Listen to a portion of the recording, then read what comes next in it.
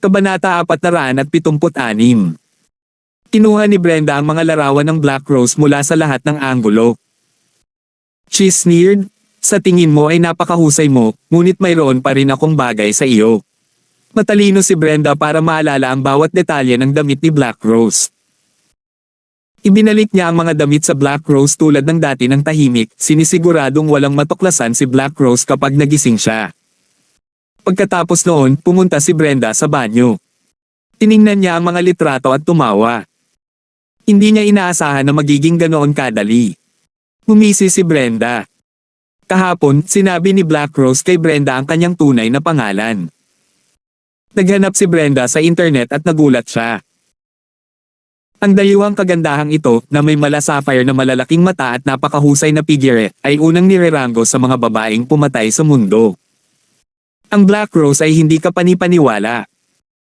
Gayunpaman, mayroon talaga si Brenda ng mga hubad na larawan ng isang makapangyarihang tao. Pagmamalaki ni Brenda.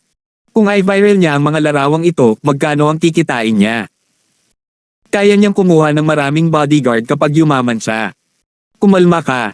Hindi niya magagawa iyon sa ngayon. Nais pa rin niyang samantalahin ang Black Rose para matutunan ang lahat ng kakayahan at maging nangungunang babaeng pumatay. Hindi pa naman huyang lahat para balikan si Black Rose noon. Kahit iniisip lang iyon ay parang natatawa na si Brenda. Naiinggit si Brenda nang tingnan niya ang mga litrato. Si Brenda ay talagang isang mahuhusay na photographer. Napaka-perpekto niyang nakuhanan ng larawan ang katawan ni Black Rose. Gayunpaman, nainggit si Brenda sa kinalabasan ng mga larawan. Walang sino man ang makakalaban sa ganitong uri ng katawan. Maaaring umasa si Black Rose sa kanyang pisikal na anyo ngunit pinili niyang gamitin ang kanyang kakayahan. Anong bitik? Bulong ni Brenda at inilagay ang telepono sa kanyang bulsa. Biglang may pumasok sa isip niya. Kasama niya ang mga larawan ni Cheryl at Black Rose. Tapos, naisip ni Brenda ang girlfriend ni Mark na si Lilibeth Polan. Kung makukuha niya ang litrato ni Lilibeth, baka makapaghiganti siya kay Mark. Siguradong magagalit si Mark kung ipinakita sa kanya ni Brenda ang mga litrato ni Lilibeth. Ang isipin pa lang ay masaya na si Brenda. Alam ni Brenda na kailangan niya ng pagkakataon. Kung makikilala niya si Lilibeth, kailangan niyang mag-isip ng lahat ng posibleng paraan para makuha ang mga litrato ni Lilibeth. Ngumisi si Brenda at bumulong sa kanyang puso, "Mark, ipapaalam ko sa iyo na hinding-hindi mo ako dapat saktan. Kung niligtas mo ako noong nakaraang araw, kahit para lang magsabi ng magandang salita para sa akin, baka ipadala ko pa sa iyo ang mga litrato ni Black Rose, katulad ng ginawa ko kay Cheryl. Pero masyado kang kasuklam-suklam." Nagkunwari si Brenda na nag-flush ng inidoro. Tasandaling lumabas siya ng banyo, nagulat si Brenda. Nakatayo si Black Rose sa pito ng toilet. "Ma'am, tinakot mo ako." Natigilan si Brenda. Buti na lang at wala siyang sinabi sa inidoro ngayon lang. Kumunat ang noo ni Black Rose. Labas. Lumabas si Brenda at pumasok si Black Rose. Tinapik-tapik ni Brenda ang kanyang dibdib, nakaramdam ng takot. Sa kabutihang palad, ngayon lang niya kinuha ang mga larawan. Mababaliw siya kapag nahuli siya ng walang kwenta. Masayang natulog si Brenda. Lumabas si Black Rose sa banyo at malamig na sinabi, "Matulog ka sa labas." Dahil siya ang kumuha ng mga larawan, si Brenda ay walang dahilan upang manatili doon. Lalo siyang naiinggit sa figure ni Black Rose, kaya ayaw na niyang tumingin kay Black Rose. Lumabas si Brenda. Umupo si Black Rose. Ang kanyang pinsala ay kaladkarin siya pababa sa loob ng ilang araw na magandang panahon para sanayin niya si Brenda. Siguradong papatayin niya si Mark sa oras na iyon. Umiga si Black Rose sa kama. Nagpatuloy siya sa pagtulog dahil sa sakit. Pumunta si Mark sa kumpanya ni Leona kasama niya. Nagkaroon ng ilang mga panloob na isyu, ngunit mapapamahalaan pa rin ang mga ito. Habang naghihintay si Mark ay nakatanggap siya ng tawag mula kay Bettina. Nasa miserableng kalagayan ng pamilya Champ nitong mga nakaraang araw. Walang pakialam si Mark. Young Master, ayon sa kasalukuyang sitwasyon, ang pamilya Champ ay magkakaroon ng maraming utang pagkatapos ng 15 araw. Napaka-experience ni Bettina dito. Sa kapangyarihan ni Karen, nahukay nila ang lahat ng butas ng pamilya Champ. Bilang karagdagan sa mga pag-atake ni Bettina, ang pamilya Champ ay maaari pa ring kumapit ng napakatagal. Sa katunayan, ang pamilya Champ ay karapat-dapat na maging isa sa 4 na pinakadakilang sambahayan. Okay, please continue. Utos ni Mark. Pagkababa ng telepono, biglang nakita ni Mark ang isang batang babae na mga 7 taong gulang na naglalakad palapit sa kanya. Napakagalang niya. Hello, Tito. Napakaganda ng babaeng ito. Tumingin sa kanya si Mark saglit, saka lumuhad at sinabing, yes. Kilala mo ba ako? This is the first time I met you, Uncle, sabi ng dalaga. Tumingin sa kanya si Mark ng kakaiba. Ano mang bagay? Tito, 7 years old na ako this year. I want to go to a school, patuloy ng dalaga. Masyado bang mahirap ang mga magulang mo para makapag-aral ka? Hinala ni Mark. Bagamat hindi mukhang spoiled ang dalaga, halatang anak ito sa mayamang pamilya. Mayaman kami noon, pero hindi na. May ginawang mali ang nanay ko at napakabigat ng kahihinatnan. Wala akong pera para makapag-aral, namumula ang mga mata niya. Tumingin sa kanya si Mark ng kakaiba. Sino ang iyong ina? Ang nanay ko ay isang kaawa-awang babae. 2 beses na siyang nag-asawa.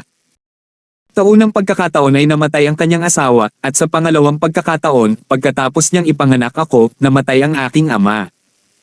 Ang aking ina ay nag-iisa sa loob ng maraming taon. Siya ay napaka-nakakaawa. Uncle, please give my mother a chance, naluluhang sabi ng dalaga. Mark muttered, is this Cheryl's daughter? Tiningnang mabuti ni Mark ang dalaga at naisip na may kaunting pagkakahawig. Si Cheryl ay isang napakagandang babae. Namana siguro ng babaeng ito ang kagandahan ng kanyang ina. Maganda na siya kahit 7 pa lang siya. Tito, pakiusap, alam ng nanay ko na mali siya. Mabibigyan mo ba siya ng pagkakataon? Iniyo ko ng dalaga ang ulo at yumuko ang katawan na parang sumasaludo. Siya ay magalang. Inawakan ni Mark ang ilong niya at muling tumingin sa kanya. Kamakailan lamang ay dumating si Cheryl upang makiusap sa kanya. Siya ay umiiyak sa katahimikan sa bawat oras. Kung tutusin, hindi na kinaya ni Mark na panoorin ang babaeng umiiyak at ayaw na niyang makita si Cheryl. Iniling niya kay Cheryl na huwag na ulit sumama. Hindi siya umimik noong nakaraang araw at umiyak lang sa harap niya. Inis na inis si Mark. Tungkol naman sa Champ family, naisip ni Mark kung hahayaan na lang niya sila. Pinapanti ka ba ng nanay mo dito? Walang ganang sabi ni Mark. Hindi, ako mismo ang pumunta dito. Hindi alam ng nanay ko na nandito ako, tiyo. Naluluha ang dalaga. Nakakaawa talaga ang itsura niya. Tinagmasdan siya ni Mark ng ilang segundo. Mukha siyang tapat. Kung nagsisinungaling siya, talagang magaling siyang artista sa edad niya. Ito ay totoo.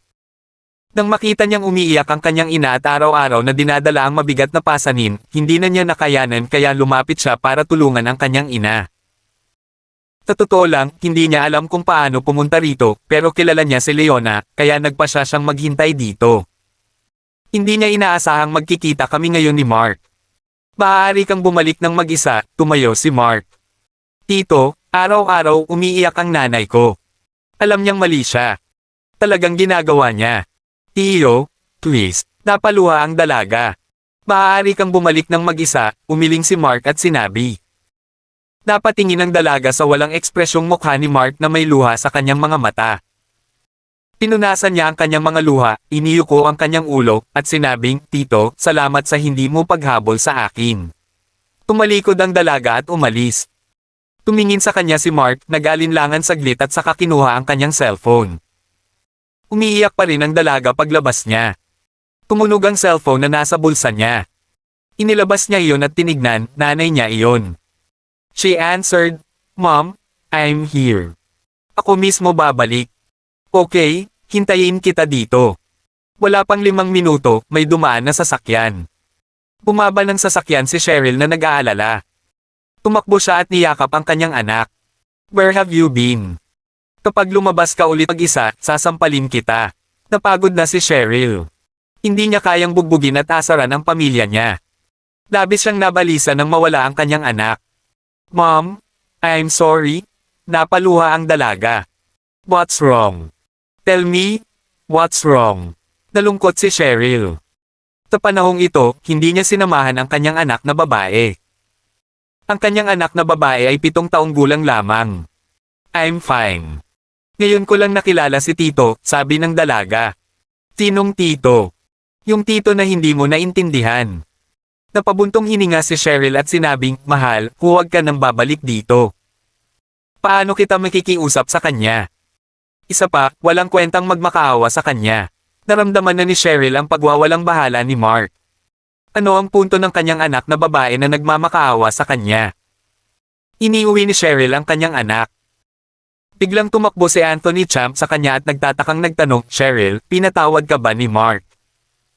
Kabanata 477.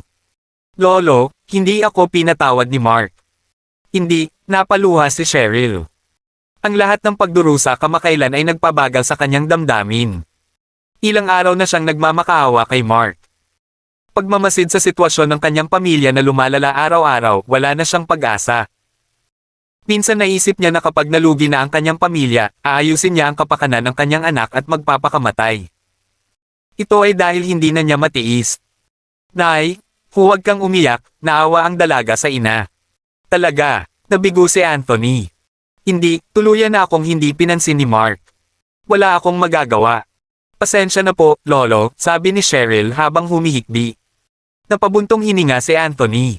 Nabigo siya. Kung ganoon ay nagkamali ako. Nagkamali ako. Oo, hindi niya kinaya ang problemang naranasan ng pamilya Champ nitong ilang araw. Tila isang salot na hindi makontrol. Sa unang pagkakataon, naramdaman niyang walang kwenta ang kanyang pamilya sa harap ng mga taong tulad ni Mark. Lolo, ano po ba ang napagkakamalan niyo? Pinunasan ni Cheryl ang kanyang mga luha at nagtanong sa may bahid ng boses. Kadalasan, isang balita ang ilalantad kada 15 minuto. Ngayon, 1 oras na ang lumipas, wala pang nalalantad na balita. Sigh. I think Mark is probably asking people to get more explosive news. Lalong lumaki ang pagkadismaya ni Anthony. Nasanay na siya. Nitong mga nakaraang araw, ang pamilya Champ ay nasaraan ng loob. Ang pamilya ay babagsak sa wala pang 15 araw. Dahil nakarating na si Mark sa entablado, bakit siya hihinto ng biglaan? Masyado sigurong nag-isip si Anthony. 1 oras na ba? Agad namang pinunasan ni Cheryl ang luha niya at tumigil sa pag-iyak. Talaga? Lolo? Oo, pero kung sinabi mo, baka nag-o-overthink ako. Paanong pakakawalan ni Mark ang pamilya natin ng Champ? Napabuntong hininga si Anthony. May kumislap na pag-asa sa puso ni Cheryl, ngunit nang marinig niya ang komento ng kanyang lolo, naisip niya, tama, galit na galit sa akin si Mark. Kahapon, pinuntahan ko siya, ngunit nanatili siyang walang pakialam. Kaya paano siya titigil ngayon? Napaluha si Cheryl sa pag-iisip nito. Yumuko siya at niyakap ang kanyang anak. I'm sorry. Sa pag-aakalang mabubuhay lang sa kahirapan ng kanyang anak sa hinaharap, walang pera para makapag-aral, nakaramdam si Cheryl ng saksak sa puso. Okay lang po, nanay, malalampasan po natin ang mga paghihirap, mas optimistic pa ng dalaga. Sa puso ng dalaga, may kakayahan ang kanyang ina. Tiyak na itatayo niya ang negosyo ng pamilya Champ. Naniwala siya sa kanyang ina. Nawalan ng pag-asa si Cheryl. Imposible naman. Kapag bumagsak ang kanilang malaking pamilya, kailangan nilang pasanin ang napakalaking utang na imposibleng mabayaran nila. Lolo, isang binata ang tumakbo na may pagtataka sa mukha. Nako, anong meron? Ano na naman ang nangyari? Napabuntong hininga si Anthony at mahinang tanong. Pinunasan ni Cheryl ang luha niya at tumayo. Haharapin niya ang problema ng pamilya Champ kahit hindi niya ito malutas. Lolo, napatawad na ba tayo ni Mark? Nagtatakang tanong ng binata. Nako, masyado kang nag-iisip. Dahil ba 1 oras nang walang na-expose na balita? Hindi totoo yan. Hindi pinatawad ni Mark si Cheryl at hindi rin niya pinatawad ang pamilya Champ natin. Umiling si Anthony. Naramdaman pa niya na ito lang ang kalmado bago ang isang bagyo. Malamang na naghahanda si Mark na sirain ang pamilya Champ ng may mas malaking puwersa at mas pasabog na balita. Lalong nasaktan si Anthony. Ate Cheryl, hindi talaga tayo pinatawad ni Mark. Nag-aalalang tanong ng binata. Sunod-sunod na dumating ang iba pang miyembro ng Champ family, puno sila ng pananibik, kaba, at pagkabalisa. Hindi niya ako pinatawad. Pumunta ako kahapon pero hindi, napailing-iling si Cheryl. Then, nilabas ng binata ang kanyang cellphone. Anong problema? Napabuntong hininga si Cheryl. Umiling si Anthony. Tumayo na siya sa kinauupuan niya para bumalik sa kwarto niya at magpahinga. Alam niyang mawawala ang lahat sa pamilya Champ pati na ang bahay na ito nang wala sa oras. Nakita ko. Lahat ng balita tungkol sa pamilya Champ namin ay tinanggal na sa source. Nagkamali ba ako? Nako, malamang. Naguguluhang tanong ng binata. Nagulat si Cheryl. Mabilis niyang hinawakan ang kamay nito at nagtanong sa nanginginig na boses, anong sabi mo? Anong sabi mo? Sister Cheryl, you are hurting me. Sabi ko wala na lahat ng balita tungkol sa Champ family natin. Tira ba ang cellphone ko o hindi pa updated ang balita? Nagmamadaling kinuha ni Cheryl ang kanyang cellphone at nag-check. Sa kanyang pagtataka, totoo na wala na ang lahat ng balita. Lolo, totoo po. Wala na po lahat ng balita tungkol sa pamilya namin ng Champ, naiiyak na sabi ni Cheryl sa tuwa. Talaga, excited na tinignan ni Anthony ang cellphone ni Cheryl. Talagang hindi nila mahanap ang balita. Ano ang ibig sabihin noon? Pinakawalan ba ni Mark ang pamilya Champ? Totoo, umiiyak na sabi ni Cheryl. Napaluha sa tuwa ang lahat ng miyembro ng pamilya Champ. Sila ay nagdurusa sa panahong ito. Nasa ilalim sila ng matinding pressure. Napagtanto nila na ang kanilang pamilyang Champ ay napaka-vulnerable sa harap ng isang tulad ni Mark. Akala nila ay mapapawi na ang pamilya Champ, pero paano na ngayon?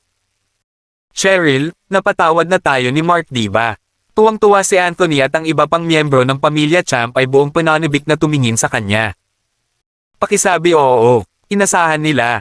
Kinabahan si Cheryl habang lahat ay nakatingin sa kanya. I don't know.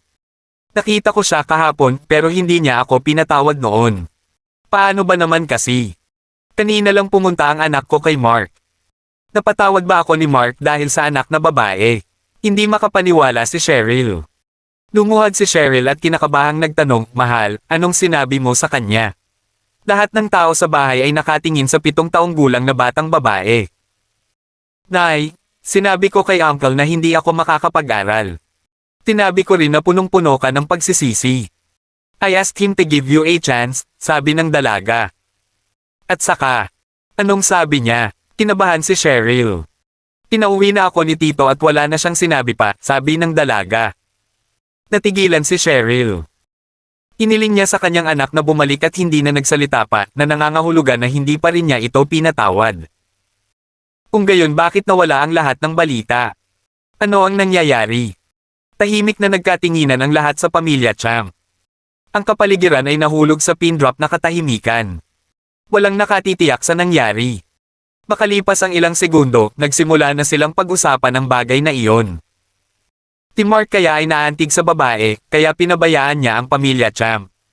May nag-analyze. Pwede pa ba yon? Pwede naman. Diba sabi ni Ate Cheryl na wala pang 20 years old si Mark? Normal lang sa kanya na makiramay. Naiyak siguro sa harap niya ang babae kaya lumambot ang puso niya. Ano?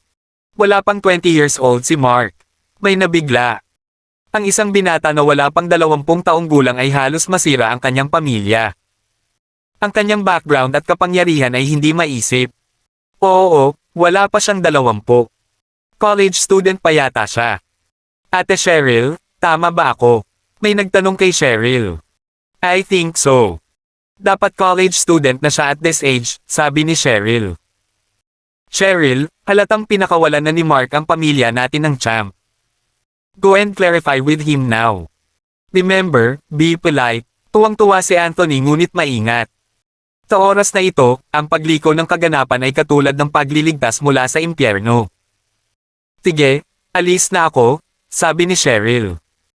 Yumuko siya at hinalikan ng anak, salamat, mahal. Aalis ako at babalik ako mamayang gabi. Good girl, hintayin mo ako sa bahay. Okay, masunareng sabi ng dalaga. Nagmamadaling tumakbo palabas si Cheryl. Tatanungin niya si Mark kung napatawad na niya siya at ang pamilya Champ. Lolo, pupunta si Cheryl. Nag-aalala ang ilang tao. Ito ay tila napakabuti upang maging totoo. Natakot sila na baka panaginip lang ito at malapit na silang magising sa panaginip. Hihingi ng sagot si Cheryl. Malamang na napatawad na ni Mark si Cheryl at ang pamilya natin. Hindi ko talaga maintindihan si Mark. He's so versatile.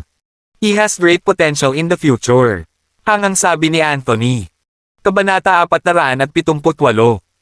Nagmaneho si Cheryl papunta sa kumpanya ni Leona.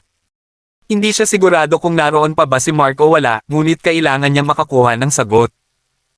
Totoo bang pinakawalan ni Mark ang kanyang pamilya dahil sa kanyang anak? Kinabahan siya ng husto. Bagamat nawala na ang balita tungkol sa pamilya Champ, malamang na nangyari ito pagkatapos ng utos ni Mark. Ibig sabihin ay pinabayaan na ni Mark ang pamilya Champ. Gayunpaman, nakaramdam ng kaba at pagkabalisa si Cheryl. Hindi niya alam kung paano haharapin si Mark. Paano niya dapat pasalamatan si Mark? Hindi niya alam kung ano ang gagawin. Sobrang depressed siya nitong mga nakaraang araw. Gayunpaman, sa sandaling ito siya ay kawili-wiling nagulat. Hindi siya sanay sa pagbabago. Bumaba siya ng kotse nang hindi mapakali. Hindi niya alam kung ano ang sasabihin, kaya nagpa siyang maghintay sa parking lot. Matapos maghintay ng halos 3 oras, sa wakas ay bumukas ang pinto ng elevator. Isang lalaki at isang babae ang lumabas. Kinabahan bigla si Cheryl. Naguguluhan si Cheryl. Hindi niya mailarawan ang kanyang nararamdaman. Nakaramdam siya ng kaba na para bang kaharap niya ang kanyang guro noong panahon ng kanyang pag-aaral o noong una niyang nakilala ang kanyang unang asawa. Mr. Orleans. Tumakbo si Cheryl. She keep her head low, hindi matapang na harapin si Mark. Tumingin si Mark sa kanya nang walang ekspresyon. Marky, huwag kang magtatagal. Hihintayin kita sa kotse, sabi ni Leona Logan. Nag-aalala talaga si Leona na baka may madalang malas si Cheryl kay Mark. Oo, nakangiting sabi ni Mark. Napatingin si Leona kay Cheryl at naglakad patungo sa sasakyan. Kinagat ni Cheryl ang kanyang labi at sinabing, President Logan, pasensya na po sa gulo. Okay, tumango si Leona at sumakay sa kanyang sasakyan, nakatitig kay Mark.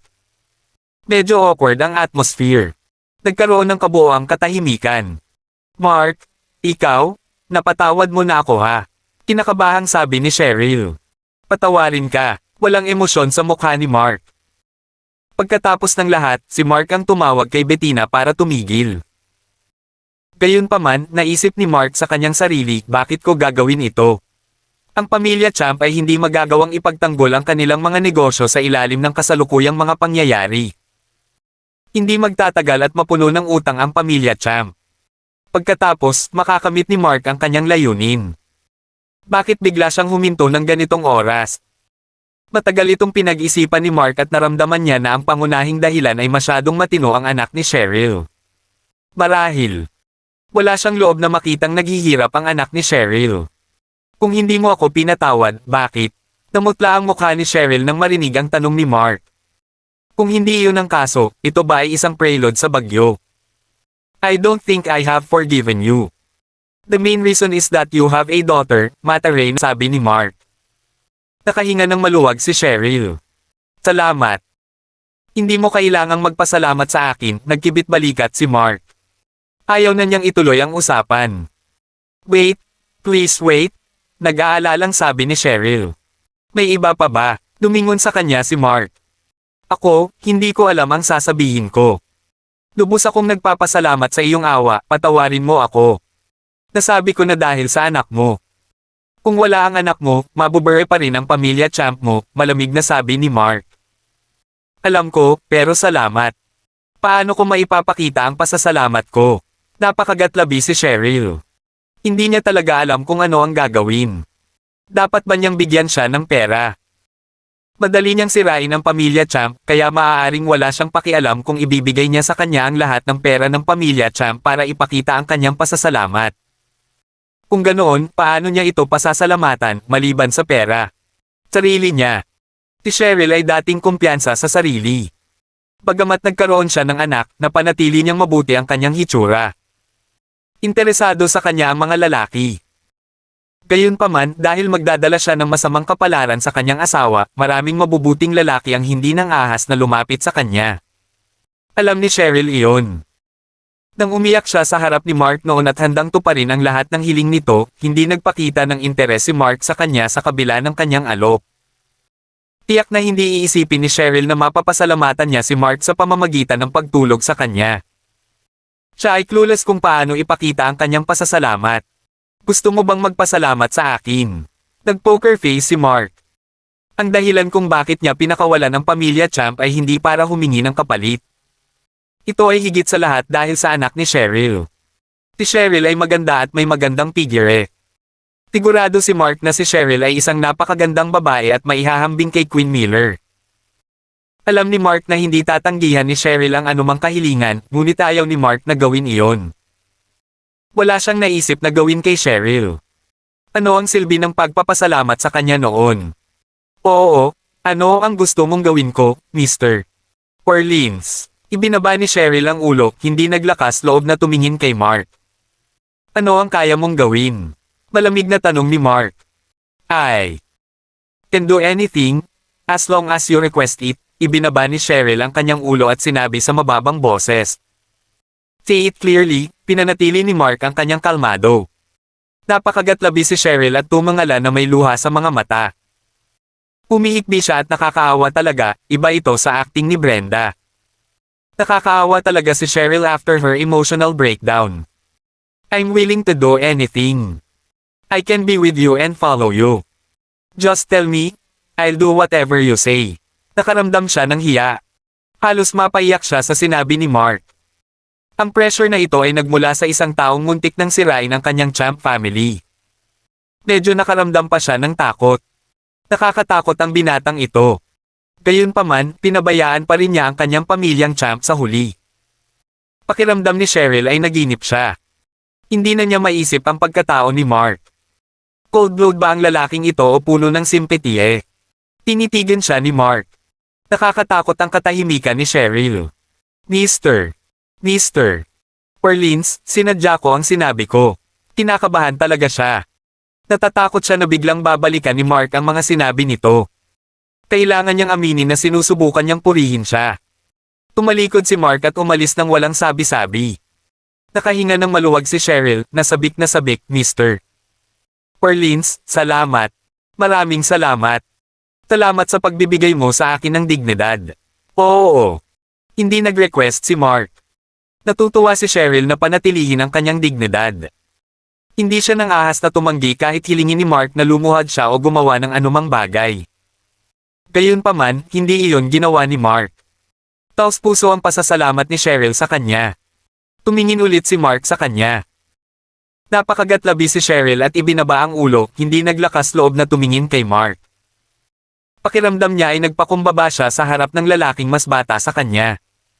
You don't have to thank me. Sana wag mong sabihin sa iba na ako ang pinuntirya ng Champ family mo, kung hindi, malalaman mo ang kahihinatnan, sabi ni Mark, saka tumalikod at umalis. I understand. You can be assured of that, seryosong sabi ni Cheryl. Sumakay si Mark sa kotse ni Leona at inihatid siya ni Leona pauwi. Medyo natigilan si Cheryl bago siya nakabawi.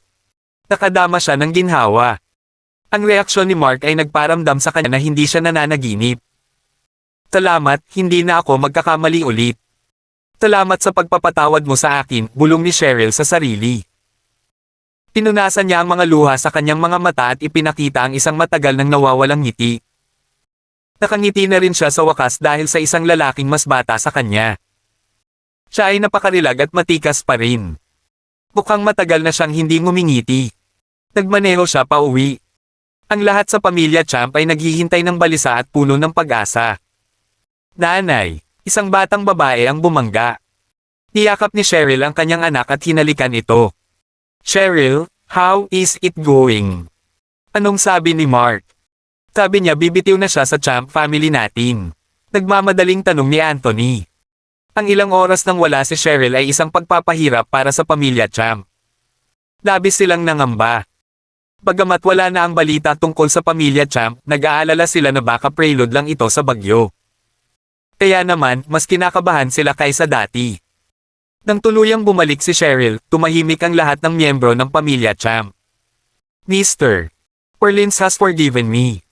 Wala na siyang gagawin sa Champ family namin, Cheryl said. Phew. Nakahinga ng maluwag ang buong pamilya, ang ilan ay naiiyak pa sa tuwa. Hindi sila makapaniwala na pinabayaan na ni Mark ang kanilang pamilya. Panaginip ba ito? Takot na takot ako sa panahong ito. Akala ko mabubure na ang pamilya namin ng Champ. Tama. Dapat nakiramay sa atin si Mark. Nga pala, Cheryl, paano ka nagpasalamat ni Mark? Nag-alala si Anthony tungkol dito. Kabanata 479. Hindi, wala naman siyang hiniling na gawin ko. Umiling si Cheryl. Hindi siya makapaniwalang bumalik siya ng ganoon lang. Wala siyang ginawa. Ano, nanginginig si Anthony na hindi makapaniwala. Nakahanda na siya sa pag-iisip na may gagawin si Cheryl kay Mark pero hindi niya ginawa. Cheryl, nagsinungaling ka ba? May ginawa ba sa'yo si Mark at nahihiya kang sabihin sa amin? Tanong ng isa sa mga kapamilya niya. Nagtipon-tipon din ang iba pang pamilya Champ. Lahat ay nagpahayag ng kanilang mga opinyon. Kung tutusin, hindi sila makapaniwala na walang hiningi si Mark at bumalik si Cheryl nang hindi nasaktan. No, nothing happened. Mark did not make any requests. Hindi niya ako ginalaw simula pa lang. Please don't think too much, seryosong sabi ni Cheryl. Naintindihan din niya kung bakit sinabi iyon ng kanyang mga kamag-anak. Nagkatinginan ang lahat sa pamilya. Wala siyang ni-request. At hindi kanya ginalaw. Imposible. Oo, si Cheryl ang pinakamagandang babae sa aming pamilyang Champ. Naglakas loob akong sabihin na kabilang siya sa nangungunang 10 dilag sa bansa. Siya talaga. How unbelievable. Dahil ba magdadala si Cheryl ng masamang kapalaran sa mga lalaki? Ito ay maaaring isang posibleng dahilan. Cheech, hinaan mo yung boses mo. Hindi magandang marinig ni Cheryl. Ang mga taong ito ay nagbubulungan at si Cheryl ay napabuntong hininga sa kanyang puso. Wala talagang ginawa si Mark sa kanya. Bakit hindi sila makapaniwala doon? Cheryl, hindi ko pa nakikita si Mark. Ilang taon na ba siya? Hindi pa rin makapaniwala si Anthony. Lolo, I think wala pa siyang 20 years old, tansya ni Cheryl.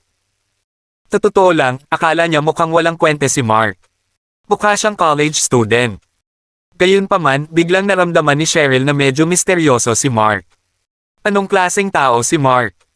Sa tingin mo, posible bang makasama mo siya? Tanong ni Anthony. Natahimik ang lahat habang naiintindihan nila ang ibig sabihin ni Anthony. Tama iyon. Napakalakas ni Mark. Buti sana kung magkakaroon sila ng ganoong koneksyon sa kanya.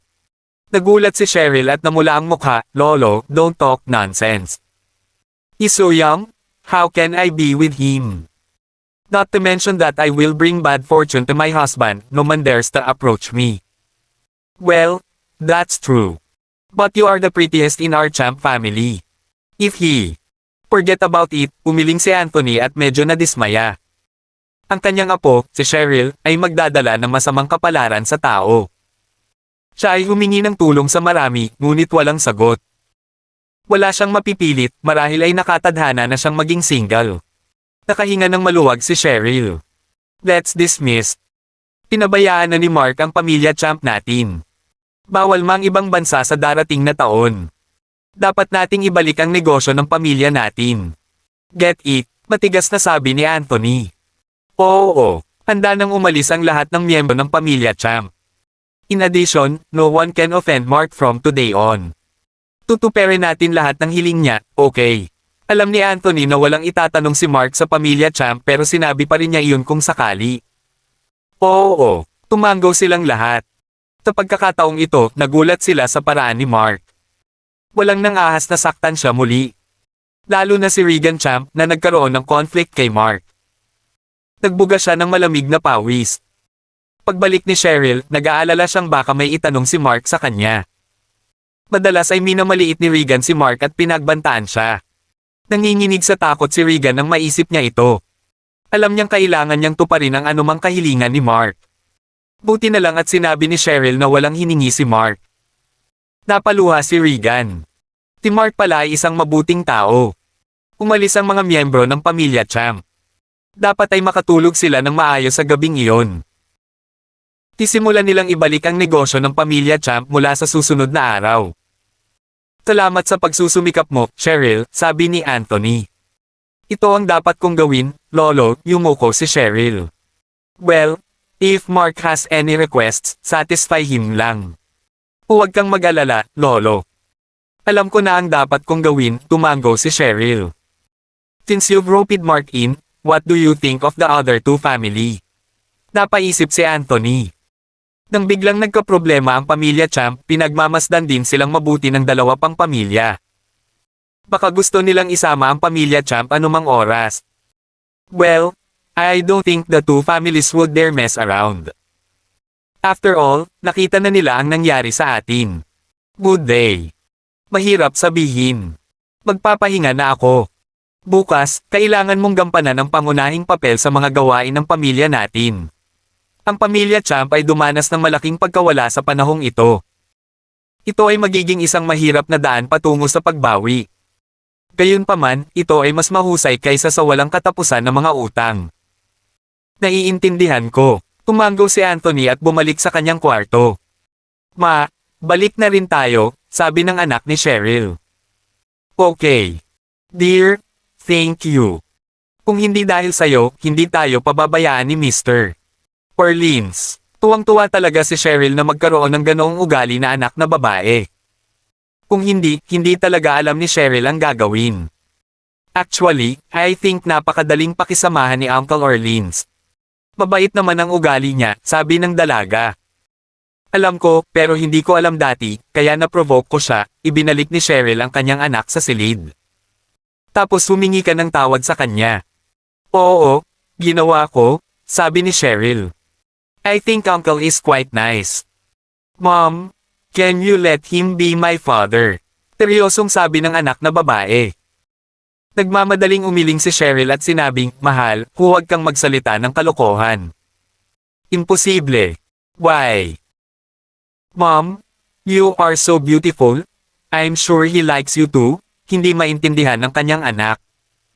Ang kanyang ina ang pinakamagandang babae at tiyak na magugustuhan ni Uncle Orleans ang kanyang ina. Sayang. Bata pa siya at makapangyarihan. Paano siya magkaka-interes sa akin? Tsaka alam mo namang magdadala ako ng masamang kapalaran sa tao. Umiling si Cheryl. Pagdating dito, nahihirapang magpaliwanag si Cheryl. Sa katunayan, nakita ni Mark ang mga larawan ng kanyang katawan. Ito ay isang bagay na labis na ikinahihiya ni Cheryl. Bagamat tinanggal ni Mark ang mga larawan sa kanyang harapan, nakita niya ang mga ito pagkatapos ng lahat. 2 beses nang nagpakasal si Cheryl. Si Mark ang pangatlong lalaki na nakakita sa kanyang katawan maliban kay Brenda. Ito ay isang bagay na hindi masabi. Napabuntong hininga si Cheryl. Kailangan niyang subukang hanapin si Brenda. Kung hindi, maaaring mag-viral ang kanyang mga larawan at siya ay magkaproblema. Nako, I think Uncle is very nice. I want him to be my father, inosenteng sabi ng dalaga. Stop talking about it, dear, namula si Cheryl. Kung narinig ito ni Mark, ano ang dapat niyang gawin? Paano nakakahiya iyon? Okay, napatigil sa pagsasalita ang dalaga. Dinala ni Cheryl ang kanyang anak sa kanyang silid. Sa wakas ay nakakatulog na siya ng mahimbing sa gabing iyon. Ang pamilya Decolte ng 4 na pinakadakilang sambahayan. May pinag-uusapan si Beverly Decolte sa harap ng pamilya. Biglang may nagbanggit na naayos na ang gulo ng pamilya Champ. Nagtitinginan ng mga miyembro ng pamilya Decolte sa isa't isa. What's going on? Who on earth is the man who targeted the Champ family? May nagtanong. Kung nangyari ito sa pamilya Decolte, tiyak na hindi rin nila kakayanin. Gayunpaman, ang problema ay nalutas ng biglaan. Paanong hindi sila magugulat? Ito rin ang taong Samire sa pamilya Allen. Nalaman na ni Beverly ang katotohanan ito, ngunit hindi pa rin niya alam kung sino siya. Walang nagsiwalat nito. Napaka-misteryoso ng taong iyon. Paano magkakaroon ng ganitong makapangyarihang tao sa bansa? Kung ganoon, bakit ang pamilya Champ ang pinupuntirya sa pagkakataong ito? Bakit nila binitawan ang pamilya Champ ng biglaan? I'm not sure about this, pero parang dahil kay Cheryl Champ. Sabi ni Beverly. May crush ba kay Cheryl itong taong Samire sa pamilya Allen? So, pinilit niyang sumuko si Cheryl. May nag-analyze. Posible yan. Kung tutuusin, kaakit-akit pa rin si Cheryl.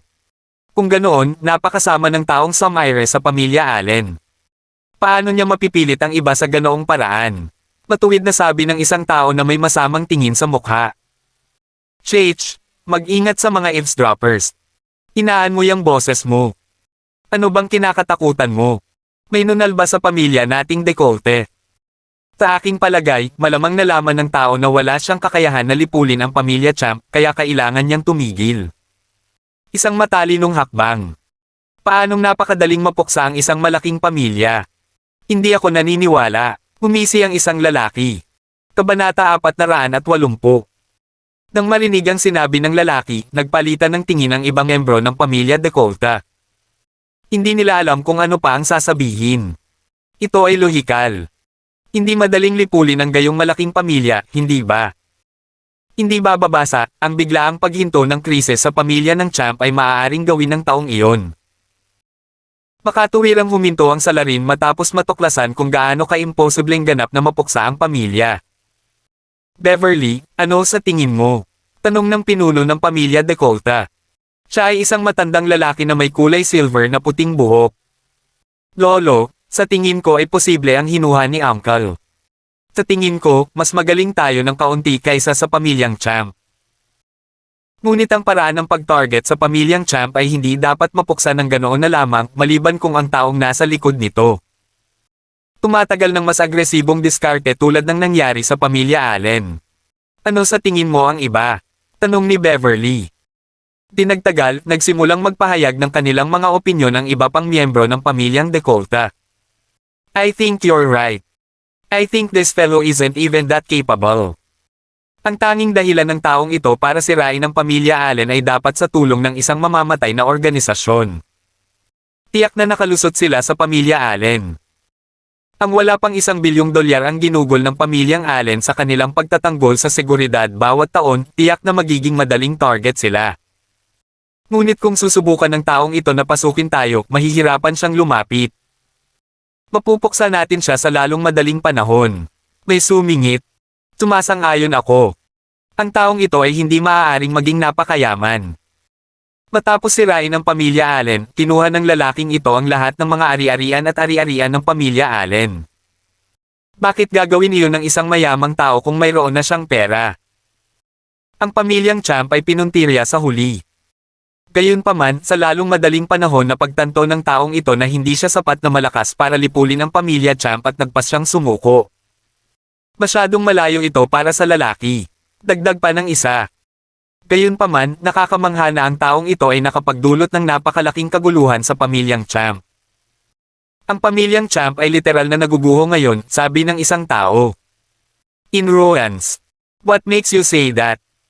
Ang nag-leak na impormasyon ay naglalaman ng lahat ng sikreto ng pamilya Champ. Sa tingin ko ay may whistleblower sa pamilyang iyon. Dapat ay nakipagtulungan sila sa taong Samire sa pamilya Allen at nagtangkang magtayo ng sarili nilang pamilya. Marahil, natuklasan sila kaya tumigil sila. Isa pang iminungkahi. Hoy, may katuturan iyon. May pumayag. Sa tingin ko din. Isa pang pipe up. Sigurado ako na iyon ang nangyayari. May nagpatunay. Lahat ng tao sa pamilya Decolta ay nagpahayag ng kanilang mga komento at sumang-ayon na ang lalaking Samire sa pamilya Allen ay walang hiya. Kung hahamunin man niya ang pamilya Decolta, tiyak na masusumpungan niya ang kanyang wakas. Si Beverly naman ay medyo naghihinala pa. Tumpak ba ang mga pagbabawas na ito? Beverly, ano sa tingin mo? Tanong ng pinuno ng pamilya Decolta. Sa pagkakataong iyon, lahat ay napalingon sa kanya. Bata pa ang dalaga, ngunit matalino siya. Baka malaman niya kung sino ang taong ito. I think we'd better wait and see. I'll try my best to find out who this person is. After all, this fellow was able to destroy the Allen family. We must be cautious, babala ni Beverly. Huwag kang mag-alala, Beverly. Pagkatapos ng insidente ng pamilya Allen, nag-order na ako ng isang bangkos ng mga bagay para sa pagtatanggol mula sa Estados Unidos at inilagay na ang mga ito sa lugar. Siya, dagdag pa ng ikatlong tiyuhin ni Beverly. Uncle, you are a master of martial arts. Kung sasabihin mo na walang problema, syempre magtitiwala ako sa iyo, nakangiting sabi ni Beverly. Ang lalaking ito ay dating naglilingkod sa hukbo sa Estados Unidos at mayroon pang ang sariling pangkat ng mga mersenaryo. Matagal na niyang binabantayan ang pamilya Decolta. Nakahinga ng maluwag ang iba sa pamilya dahil doon. Ang pamilya Allen ay gumawa lamang ng isang maliit na puhunan sa pagtatanggol kaya't hindi nakakagulat na sila ay madaling nalabag. Hindi tulad ng pamilya Allen, ang pamilya Decolta sa kabilang banda ay tiyak na hindi maramaw sa depensa. Bawat taon, gumastos sila ng halos $3 bilyong sa pag-upgrade ng kanilang mga depensa. Ang pamilya Decolta ay ganap na hindi malalampasan. Ang mga palihim na pag-atake sa kanila ay hindi kailanman magiging matagumpay. Well then, I'll figure out who that person is, sabi ni Beverly. Maaari siyang magsimula kay Cheryl Champ para sa mga pahiwatig. Nagbulungan naman ang iba bilang pagsang-ayon. Halos lahat sa pamilya Decolta ay sumang-ayon dito. Nag-walkout si Beverly di nagtagal.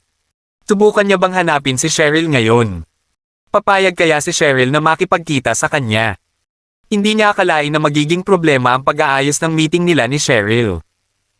With a confident smile, Beverly started to contact Cheryl. Samantala, ang parehong senaryo ay nangyari sa isa sa iba pang 4 greatest households. Tinisikap ng mga miyembro ng pamilya na malaman kung sino ang taong iyon. Gayunpaman, ito ay walang pakinabang. Lahat ay curious tungkol sa pag-atake sa pamilya Champ. Bakit biglang tumigil ang pag-atake? Ano ang nagpabago sa isip ng taong iyon? Hindi ba sapat ang lakas ng taong ito para talunin ang pamilya Champ kaya sumuko siya sa huli? Wala talagang nakakaalam kung ano ang nangyari. Ang lahat ay ginawang mas misteryoso ang taong ito. Ma'am, kailan po natin papatayin si Mark? I can't wait, tanong ni Brenda Olmedo. Ilang araw na siyang nagsasanay at akala niya ay may talent siya sa pakikipaglaban. Tuwang-tuwa siya. Hindi ka pa handa, walang pakialam na sagot ni Black Rose. Hindi pa siya ganap na gumaling mula sa kanyang pinsala at hindi siya nang ahas na makipagsapalaran. Tutal, nasa tabi pa rin ni Mark si Leona. Maging si Black Rose ay kailangang umamin na talagang sanay si Leona. Nasaraan ng loob si Brenda nang marinig iyon. Gayunpaman, hindi siya naglakas loob na sabihin ang kanyang isip. Nagpatuloy siya sa pagsasanay. Nais ni Brenda na itaas ang kanyang sariling potensyal at maging isang nangungunang mamamatay din. Napansin ni Black Rose na masipag si Brenda at hindi nagpapahuli. Pakiramdam niya ay nailigtas niya ang tamang tao. Kung sanayin niya ng mabuti si Brenda, may potensyal si Brenda na maging isang mahusay na mamamatay. Nang makabalik sila ng gabing iyon, pagod na pagod si Brenda. Hindi na sila sama ng kwarto. Iniisip ni Brenda kung may magagawa ba siya sa mga larawang iyon ng Black Rose na mayroon siya. Naisipan niyang mangikil ng pera kay Cheryl kasama ang mga larawan. Nakangiti, nagsimula siyang maghanap ng mga paraan para makontak si Cheryl. Nagpasya siyang mangikil ng $10 bilyong kay Cheryl. Umuwi si Lilibeth Polan na pagod. Alam niya kung ano ang nangyari sa pamilya Champ at alam niyang si Mark ang nasa likod nito. Lilibeth, break na kayo ni Mark. Ang tagal ko na siyang hindi nakikita, tanong ni Liza. Ma, wala pa po, sagot ni Lilibeth. Katatapos lang niya ng isang misyon. Sa loob lamang ng isang linggo, nakatapos na siya ng 3 misyon. Unti-unting nakilala ang Blood Leopard sa lupon ng mga killer. Ang kakayahan ni Lilibeth ay tumalas ng husto. Gusto niya talagang pumunta sa Central City para makilala si Mark. Sobrang na-miss niya siya. Kumusta ang pagkuha sa pamilya Allen? Nag-aalalang tanong ni Lilibeth. Nasa kalagitnaan na ako. Ang paghawak sa ganoong malaking pamilya ay tumatagal ng maraming oras, sagot ni Liza. I see. Well, babalik na ako sa kwarto ko para magpahinga, sabi ni Lilibeth. Tumanggaw si Liza bilang pagsang-ayon. Pagbalik ni Lilibeth sa kanyang kwarto ay naligo na siya at naghanda para magpahinga. Medyo nadismaya siya dahil ang tagal na niyang hindi tumatawag si Mark. Nakalimutan niya na ba siya? Hobby, hindi mo ba ako namimiss? Pagtataka ni Lilibeth. Nadismaya siya at nangangati na dumiretso kaagad sa Central City. Habang nag-iimpake siya, mas naging matatag ang kanyang desisyon. Paglabas niya ng kanyang silid, laking gulat ni Liza nang makita siyang nakbihis na at handa nang umalis muli. Lilibeth, saan ka pupunta? Tanong ni Liza. Bakit niya inilabas ang kanyang bagahe? Aalis ba siya para sa isang misyon? Kakabalik niya lang. Magbabakasyon ako, nauutol na sabi ni Lilibet. Alam niyang ayaw pa rin ng kanyang ina kay Mark, kaya wala siyang lakas ng loob na sabihin kay Liza ang totoo. Oh, sige. Magsaya ka, nalilito si Liza. Naisip niya na may nangyari sa pagitan ni Mark at Lilibet. Thanks, Mom, sabi ni Lilibet at umalis na. Nagmaneho siya patungo sa Central City. Ang lugar na tinutuluyan niya ngayon ay isa pang pag-aari ng pamilya Allen. Hindi ito kalayuan sa Central City. Pagkatapos ng isang gabing biyahe, sa wakas ay nakarating si Lilibet sa Central City. Nagplano siyang huminto sa isang lugar para tingnan kung nasaan si Mark. Gayunpaman, nakatanggap siya ng tawag mula sa killer organization noon lamang. Hindi ako kukuha ng anumang misyon ngayon, deklara niya. May nag-aalok ng $100 million para sa misyon na ito, gusto mo bang kunin o hindi?